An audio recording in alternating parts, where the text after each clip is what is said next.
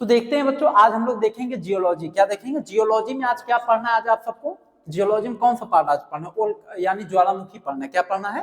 ज्वालामुखी। तो देखिए, आज ज्वालामुखी के बारे में आज हम लोग पढ़ेंगे। जियोलॉजी, ज्वालामुखी, ज्वालामुखी।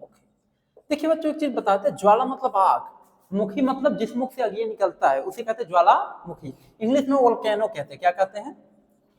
वोल्केनो, वोल्केनो कहते हैं। समझ गए?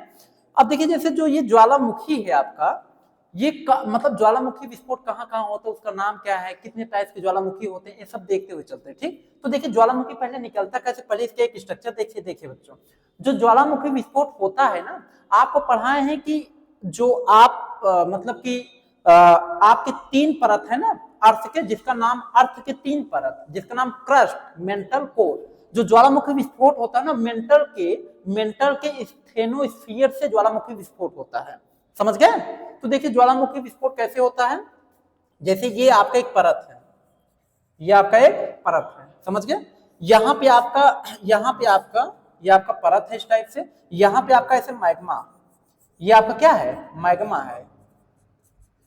ये चीज दिख रहा है कि नहीं उसमें? क्लियर, मैग्मा है। ठीक, तो यहाँ पे क्या है बच्चों कि कुछ यहाँ पे जो ज्वालामुखी विस्फोट होता है ना, कुछ इस टाइप से होता है। इसका जो मुख होता है ना, कुछ इस टाइप से होता है। आपको बना करके दिखा दे रहे हैं इस टाइप से। तो जो ज्वालामुखी विस्फोट होता है ना, इसी के बीच से ऐसे होता है, इसी के बीच से ऐसे ज्वालामुखी विस्फोट होता है। एकदम धार से आवाज इसकी आती है। हाथ लगा देना, गल के नीचे आ जाएगा 2 मिनट में, समझ ही नहीं पाओगे। ये ज्वालामुखी विस्फोट है। देखो ऐसे होता है, एकदम धार से बहुत तगड़ा विस्फोट करता है, पूरा मारता है एकदम। अगर ज्वालामुखी विस्फोट हुआ तो वहां का कुछ दूर का एटमोस्फियर आता है, एकदम काला काला हो जाएगा, एकदम काला काला। कोई सूंघ लेगा ना, मर जाएगा। समझते रहो इतना। अरे जब ज्वालामुखी विस्फोट होता है तो इससे बता देना, गर्म पानी, इससे गर्म पानी निकलता है, एकदम खौलता हुआ गर्म पानी।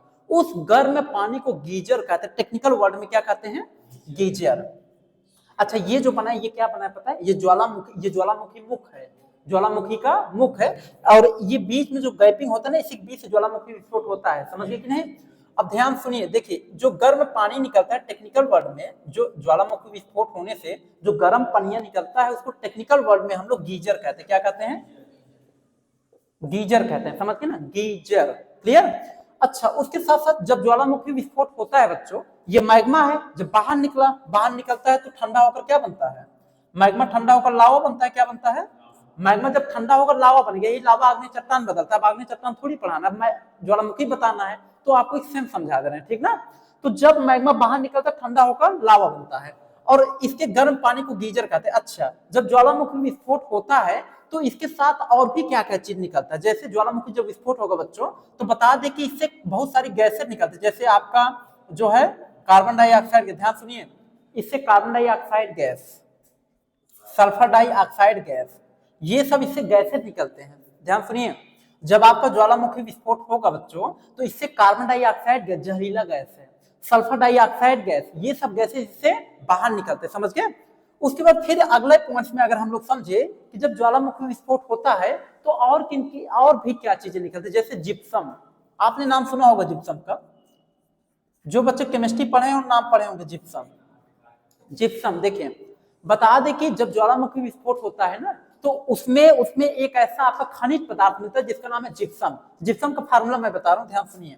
जिप्सम का फार्मूला है CaSO4 dot 2H2O, calcium sulphate hydrate, CaSO4 dot 2H2O, gypsum का फार्मूला है। समझ गए? जिप्सम का यूज कहां करते हैं? तो जिप्सम एक उर्वरक का काम करता है। जिप्सम का यूज प्लास्टर ऑफ पेरिस के निर्माण में करते हैं, प्लास्टर ऑफ पेरिस बनाने में जिप्सम का यूज करते हैं। समझ गए? ये उर्वरक के जैसा भी काम करता है। समझ गए? जिप्सम, तो ये जिप्सम का काम है। जिप्सम का रंग कैसा होता है? व्हाइट कलर का, सफेद रंग का इसका कलर होता है जिप्सम का। समझ गए कि नहीं? इसको माइनिंग करके भी निकाला जाता है। समझ गए? तो ये है आपका जिप्सम। तो जब ज्वालामुखी, क्या, हाँ जिप्सम ना, जिप्सम निकलता जब ज्वालामुखी विस्फोट होता है, इससे जिप्सम भी मिलता है। समझ गए? तो जिप्सम मतलब ठंडा होने के बाद तो जिप्सम वगैरह मिलते हैं वहां से। तो गर्म पानी को गीजर कहते हैं, carbon dioxide sulphur dioxide gas निकलते हैं, जिप्सम की प्राप्ति होती है। समझ गए? अच्छा, उसके बाद अगर और भी देखा जाए, जैसे आपका जो है एक देश है इंडोनेशिया। क्या है? इंडोनेशिया। अब क्या हुआ, देखिए एक कंट्री है इंडोनेशिया। ठीक, तो इंडोनेशियन बच्चों बता दें, जो आपका इंडोनेशिया कंट्री है वहां पे सबसे ज्यादा ज्वालामुखी विस्फोट होता है। इंडोनेशिया एक ऐसी कंट्री है जहां पे ज्वालामुखी विस्फोट सबसे ज्यादा होता है। कम से कम 27 ज्वालामुखी है वहां पे। कितने? 27। इंडोनेशिया एक ऐसी कंट्री है, देखिए लिख देते हैं इंडोनेशिया। इंडोनेशिया, इंडोनेशिया में कितने ज्वालामुखी हैं? 27 ज्वालामुखी है, मतलब 27 जगह ऐसे जहां ज्वालामुखी विस्फोट होता है। और इंडोनेशिया का सबसे सक्रिय ज्वालामुखी, अच्छा सक्रिय ज्वालामुखी मतलब जानते हैं? सक्रिय ज्वालामुखी का मतलब ये होता है कि जहां पे अक्सर भूकंप, मतलब जहां पे अक्सर ज्वालामुखी विस्फोट होता रहता है, जैसे दूसरे दिन और फिर 10वें दिन, महीने में 2-3 बार तो ज्वालामुखी विस्फोट आना ही आना है। ऐसे प्लेस को सक्रिय ज्वालामुखियों की श्रेणी में रखा जाता है, ऐसे प्लेस को सक्रिय ज्वालामुखियों की श्रेणी में रखते हैं। तो बता दें इंडोनेशिया में एक जगह सोमेरु, क्या नाम है? सोमेरु। इंडोनेशिया में एक जगह है बच्चों सोमेरु। सोमेरु में लगभग अक्सर ज्वालामुखी विस्फोट होता ही रहता है, अक्सर ज्वालामुखी विस्फोट होता रहता है। समझ गए? उसके बाद अपने भारत में भी बताते ज्वालामुखी कहाँ कहाँ आता है, वो भी देखिए। अब ये तो इतना क्लियर समझ में आ ही गया होगा, ठीक। अब देखते हैं भारत में, अपने देखें कहाँ कहाँ आता है एक एक करके। तो बच्चों बता दें कि भारत में आपने नाम सुना होगा, ध्यान सुनिएगा बच्चों, भारत में एक आपने नाम सुना होगा अंडमान निकोबार द्वीप समूह। नाम सुने हैं? आपका सेंट्रल स्टेट है अंडमान निकोबार द्वीप समूह, इंडिया का, ठीक। ध्यान देखें, इंडिया में एक है अंडमान निकोबार द्वीप समूह, ठीक। बच्चों बता दें कि अंडमान निकोबार द्वीप समूह में, ध्यान सुनो, क्या हुआ, कोई प्रॉब्लम है क्या? देखिए अंडमान निकोबार द्वीप में क्या है, बता दें कि वहां पे एक ज्वालामुखी, जो कि बता दें कि वहां पे एक सक्रिय ज्वालामुखी है जिसका नाम है बैरन ज्वालामुखी। क्या नाम है? बैरन ज्वालामुखी। ध्यान सुनिए, बैरन ज्वालामुखी, बैरन ज्वालामुखी। ये कहाँ है आपका? अंडमान निकोबार में, अंडमान निकोबार। बैरन ज्वालामुखी बच्चों कहाँ है? अंडमान निकोबार में, ठीक। इसका नाम है बैरन ज्वालामुखी। ये कैसा ज्वालामुखी? सक्रिय है। कैसा ज्वालामुखी है? ये जो है सक्रिय ज्वालामुखी है, समझ गए? सक्रिय ज्वालामुखी। देखो ज्वालामुखी 3 प्रकार का होता है, एक सक्रिय ज्वालामुखी, दूसरा सुसुप्त ज्वालामुखी, तीसरा मृत ज्वालामुखी, समझ गए? तो ये सक्रिय ज्वालामुखी में आता है। अभी तीनों का क्राइटेरिया बता देंगे, अभी ऐसे समझिए। बैरन ज्वालामुखी बहुत सक्रिय ज्वालामुखी है, ठीक ना। ये वहां पे बैरन ज्वालामुखी जो है लगभग विस्फोट करता रहता है। आपको बता दें इसके विस्फोट करने से ना अंडमान निकोबार को कहा जाता है कि काला पानी की सजा। सुने हो काला पानी? गुड। अंडमान निकोबार एक ऐसा प्लेस है जहां पे काला पानी की सजा के लिए लोगों को भेजा जाता है, समझ गए ना? हाँ, काला पानी की सजा। तो बता दे कि अंग्रेज भेजते थे वहां काला पानी की सजा में। हाँ, तो जैसे क्या हुआ था, एक आपके महाराष्ट्र के थे, भारतीय स्वतंत्रता सेनानी थे, उनका नाम था वीर सावरकर। वीर सावरकर नाम था उनका। अंग्रेजों ने क्या किया था, उनको जो है काला पानी की सजा देकर के भेजा था अंडमान निकोबार, ठीक ना। काला पानी की सजा के भेज दिया था।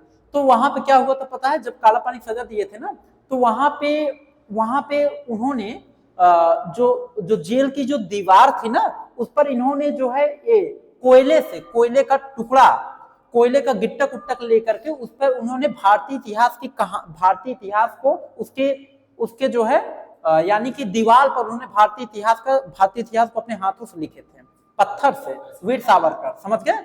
और बता दे आपको, ध्यान सुनिएगा, तो बैरन ज्वालामुखी के ज्यादा विस्फोट करने से वहां का जो समुद्र है ना, वहां का जो समुद्र है वो काला हो गया। कैसा हो गया? काला। इसीलिए उसे काला पानी की सजा का मतलब, इसीलिए उसे काला पानी कहा जाता है, समझ गए? वहीं पे जेल है जिसे काला पानी की सजा के लिए भेजा जाता है।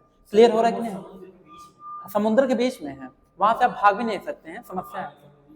जैसे वहां बहुत समस्याएं होती हैं, मतलब समुद्र के बीच में आप जान रहे हो कि बड़ी मुश्किल होता है वहां से भाग पाना। आंख बंद करके आपको ले जाएंगे, आप रास्तों नहीं समझ पाएंगे। तो देखिए ज्वालामुखी सजा कह रहा हूं, मतलब बैरन ज्वालामुखी, ठीक। तो समझ में आया बैरन ज्वालामुखी। उसके बाद देखिए, उसके बाद बता दे, एक आपका अंडमान निकोबार में एक और भी ज्वालामुखी है जिसका नाम है नारकोंडम ज्वालामुखी। क्या नाम है? सुनो, नारकोंडम। सारे बच्चे ध्यान दें, ये सब पूछता है जी, सभी लोग अभी यहाँ पे ध्यान दो, ये सब कहीं क्वेश्चन आता है। देखो बच्चों, नारकोंडम ज्वालामुखी ये भी कहाँ है? अंडमान निकोबार में, ठीक। लेकिन जो नारकोंडम ज्वालामुखी ना, ये जो है सुसुप्त ज्वालामुखी। कौन सा ज्वालामुखी? सुसुप्त। ये सुसुप्त ज्वालामुखी में आता है। सुसुप्त का मतलब है, सुसुप्त ज्वालामुखी ऐसा ज्वालामुखी होता है जो कभी कभी विस्फोट करता है, कभी कभी विस्फोट करता है। जैसे मान लो साल में एक आध बार विस्फोट कर गया, इस टाइप से विस्फोट करता है। ऐसा नहीं कि महीने में 2 से 3 बार विस्फोट, ये कभी कभी विस्फोट करता है। इसे कहा गया सुषुप्त ज्वालामुखी। उसके बाद आगे आपको बच्चों बता दे जानकारी के लिए कि आपको बता दे कि एक ऐसा ज्वालामुखी है, जैसे इटली के आपके 2 ज्वालामुखी है, जिसका नाम है, एक का नाम है एटना, दूसरे का नाम है स्ट्रोम्बोली, सक्रिय ज्वालामुखी माता। ध्यान सुनिए, इटली के 2 ज्वालामुखी हैं, इटली कंट्री है जी। इटली के 2 ज्वालामुखी कौन कौन से? एक का नाम है एटना, दूसरा का नाम है स्ट्रोम्बोली। क्या नाम है? स्ट्रोम्बोली। तो एटना स्ट्रोम्बोली ये दोनों कैसे ज्वालामुखी है? सक्रिय। कैसे ज्वालामुखी है? ये सक्रिय ज्वालामुखी माते हैं, ये दोनों सक्रिय ज्वालामुखी। एटना और स्ट्रोम्बोली ये दोनों क्या है? सक्रिय ज्वालामुखी माते हैं। और बच्चों बता दें कि एटना स्ट्रोम्बोली, आपको बता दें भूमध्य सागर का स्ट्रोम्बोली को भूमध्य सागर के पास में स्ट्रोम्बोली आता है। तो भूमध्य सागर का सबसे बड़ा ज्वालामुखी देखा जाए तो स्ट्रोम्बोली है। कौन है? स्ट्रोम्बोली। भूमध्य सागर का नाम सुने होंगे, आपको वर्ल्ड मैप में भूमध्य सागर वगैरह बताएंगे, ठीक ना, जब पढ़ाएंगे तो। भूमध्य सागर, भूमध्य सागर का सबसे बड़ा ज्वालामुखी कौन है? स्ट्रोम्बोली ज्वालामुखी। कंसेप्ट क्लियर हो रहा है? कोई समस्या नहीं है? उसके बाद देखिए बच्चों बता दें कि आपका रूस का, अब आता है रसिया। रसिया का एक फेमस ज्वालामुखी जिसका नाम है बेंजामियान। क्या नाम है? ये सब जानते रहो, बहुत इंपॉर्टेंट भी है। देखिए रसिया, रूस, देखिए रूस का एक ज्वालामुखी जिसका नाम है बच्चों बेंजामियान ज्वालामुखी। बेंजामियान ज्वालामुखी, रूस का ज्वालामुखी का नाम बेंजामियान ज्वालामुखी, ठीक। उसके बाद बच्चों बता दें, ये तो रूस का ज्वालामुखी है, बेंजामियान ज्वालामुखी इसका नाम है, ठीक ना।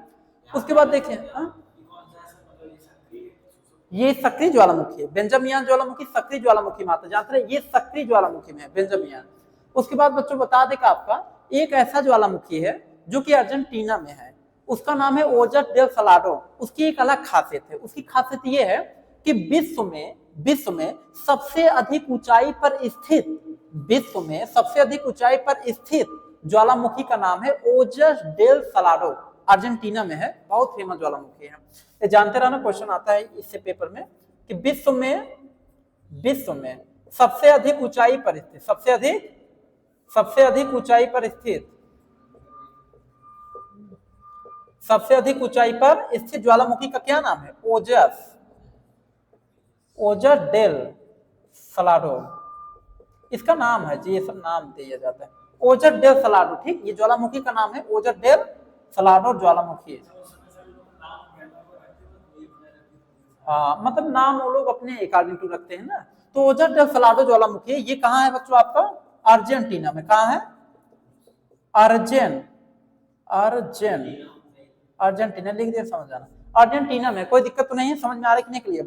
तो सबसे अधिक ऊंचाई पर स्थित जो ज्वालामुखी उसका नाम है ओजस डेल सलाडो, ये क्या है? आपके अर्जेंटीना में, ठीक। तो आप ज्वालामुखियों में आपने देखा ये ज्वालामुखी आपके कहाँ कहाँ पाया जाता है? आपने ये देखा कि आपके अंडमान निकोबार में नारकोंडम है, बैरन ज्वालामुखी है, आपने रूस में देखा बेंजामियन ज्वालामुखी, इटली में 2 देखा एटना और स्ट्रोम्बोली ज्वालामुखी। भूमध्य सागर का प्रकाश स्तंभ, ध्यान सुनना, भूमध्य सागर का प्रकाश स्तंभ, ये क्वेश्चन किया गया पेपर में, ध्यान देखिए, भूमध्य सागर का प्रकाश स्तंभ स्ट्रोम्बोली कहते हैं। क्यों पता है? क्योंकि ये बार बार धड़कता रहता, धार, तो वहां प्रकाश छाया रहता है, इसीलिए इसको कहा गया भूमध्य सागर का प्रकाश स्तंभ। समझ गए? स्ट्रोम्बोली ज्वालामुखी को। कोई दिक्कत? समझ में आ रहा होगा?